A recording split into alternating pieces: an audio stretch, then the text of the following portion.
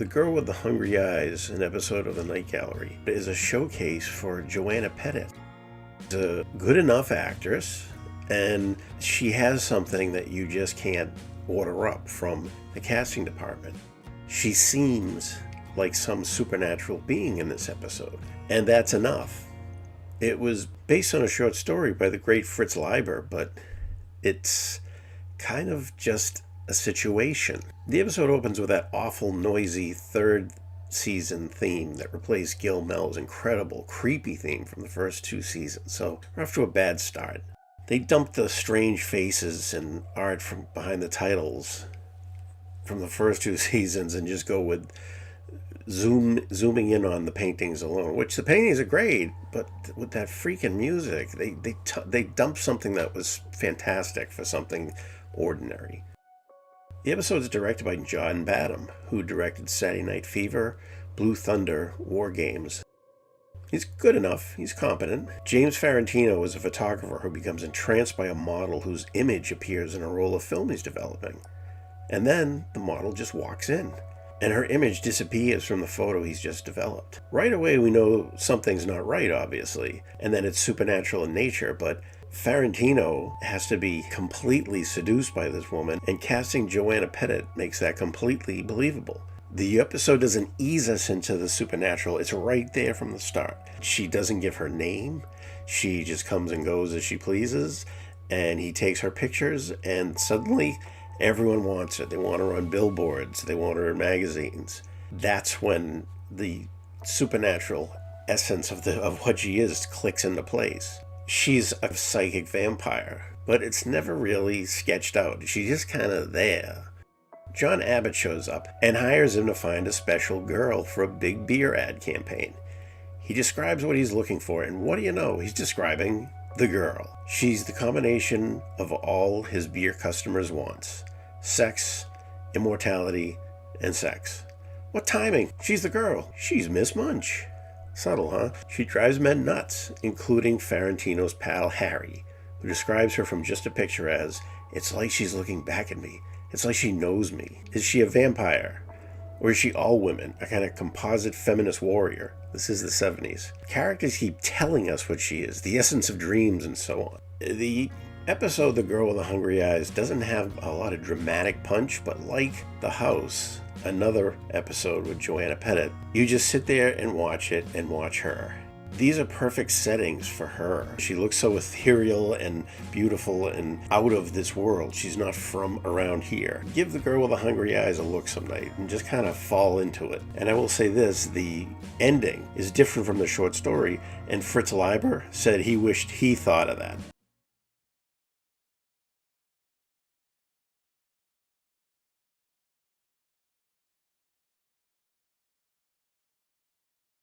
Dylan Evans is a sin-eater who goes to the home of the dead and eats their food, in the process taking on the sins of the recently deceased. The dead guy goes to heaven, and Dylan is building up a huge backlog of sins, so when he eventually dies, he goes straight to hell. Eat the food, eat the sins. But in his current condition, Evans can't even get out of bed to go to the home of a dead man. Well, it's famine time, and his family needs the food, and it needs the money. Sin eating is the family trade. So Mrs. Sin Eater tells her son, Richard Thomas, to say he's the new Sin Eater. He's to go to the home of the next customer, a dead guy named Craig Hill. He's to pretend to eat, but stuff all the food in a bag under his really crappy looking dress and bring the food back for his father to eat. Solves two problems at the same time. Father, at least, will get food, and with the payment, there'll be more for mom and the kid. The kid says he doesn't know how it's done. What the hell am I going to do? Just go in there and then they're going to trust me? But mom tells him to get in there. You ingrate. Don't you want everyone to eat? You get your ass over this dead guy's house. You bring it all back to dad. Because if you eat even a crumb, you will be taking on someone else's sins too. The kid shows up at the Craig Hill residence, located in the fashionable Bog district. At first, Mom's Cargill is pissed. Played by Barbara Steele, she comes off as someone you don't mess with. What is the kid to do? He's got to figure out a way that he can get the food without letting on that he isn't an actual sin eater and that he hasn't taken away the sins. I don't often see it on the lists of best Night Gallery episodes, but the setting, which was done by the guy who went on to do the production design for Jaws, done on a television budget, reminds me a little bit of Mario Bava films. Barbara Steele doesn't have as big a part as I would have wanted, but she's fine. But the mom, played by Geraldine Page, she's an eyes bugged out nutcase. And you could tell that the kid is totally terrified of her. She hatches the plan. She pushes her son into it. She knows just what she's doing. Sins of the Father is eerie. There weren't many episodes that delved into period horror. It's almost like an outtake from Orson Welles' Macbeth. It creates this sustained sense of dread for 20 minutes. A world where religion binds these poor, sick people together. It would appeal to people who like folk horror. And the snap at the ending really got me.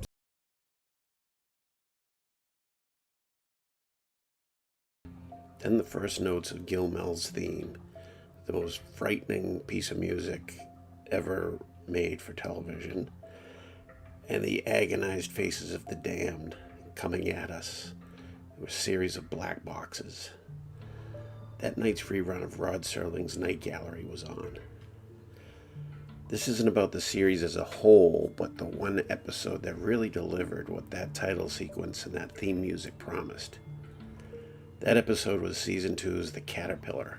We're in the hot as hell jungle in Borneo. Colonel John Warwick is making a living sweating. But it's okay because his haughty wife, Rona, is played by Joanna Pettet. I don't know why Pettet didn't become a bigger star, but she was on several episodes of Gallery, so at least producer Jack Laird appreciated that she not only had looks, but she could act well enough. Rona gets by sitting inside sewing while it rains outside. Their crabby house guest was a soldier under the colonel. Macy is played by Lawrence Harvey, who doesn't look good, probably because he is some kind of business associate of the colonel's now, but he can't stand being in Borneo, since there's no cable. Also, he's got the hots for Rona, because, duh. But she knows what's what, and tells him there's no way she's giving up on all of this. Take a cold bath, Mr. Macy. Exit and cut. Macy sulks off. Leaving Borneo isn't an option, and apparently Borneo has no prostitution going on, so Macy does the next best thing. He gets drunk and listens to the local ex-con at the bar. In television in the 70s, no expatriate could do without the services of someone who's done time, who knows all the shady stuff going on. This guy, Robinson, tells Macy about an earwig, an insect that's been known to get in people's ears and chew their brains until the person is crazy or dead. If Macy will pay, Robinson will make sure an earwig ends up on Colonel Mustard's pillow, where it will crawl into the old man's ear. Eventually, Rona will be single. An earwig is an actual thing, so why is this episode called The Caterpillar instead of the earwig? I'm not going to reveal the ending, but I have to get into spoiler material if I'm going to have something to make a video about. So here we go into spoilery stuff. The most valuable player in this episode is Lawrence Harvey. He died not long after he made this episode, and you can believe it. He looks awful, thin and sickly before anything's happened to the character. The first big horror moment is where such a story normally would have ended on television, with the revelation of the horror concept. Music up, character screams, fade to black, episode over. But the episode continues on. We see what happens to the poor guy who gets his brain-eating thing in his head. The fear in the caterpillar comes from the concept as much as the execution. Just the idea behind it is creepy, and we never actually get to see the monster. You might not be scared by heights or snakes or finding pineapple on your pizza, but anyone becomes uncomfortable at the thought of an insect burrowing through their brain. It's been pointed out by Stephen King and others that having your brain eaten wouldn't hurt because of the lack of nerve cells. But we can imagine the horrors that would follow as your brain starts dying from some little stowaway that's always in there behind your eyes, chewing away.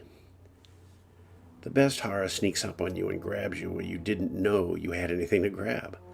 Before Psycho, did many people worry about getting stabbed to death in the shower? How many people worried about being possessed by a demon before The Exorcist? Being gobbled up by a shark? How about having a baby alien erupt through your chest? The movies made us afraid of those things. The caterpillar is the same kind of fear. It works in a sore spot we didn't know was there. The script was by Rod Serling, based on the short story Boomerang by Oscar Cook, who had actually lived in Borneo. The director of photography was Gerald Perry Finnerman. Here he used some of the tricks he'd used as DP in the original Star Trek, like the Kirk light when Harvey is getting desperate. We see the sweat, especially later in the episode when things get pretty horrifying. The Caterpillar has a good cast, moody photography and music, and a horrifying idea that'll get you scratching. And the ending is the best part, and one of the best of the whole show. Thanks for stopping by. Hope to see you again soon.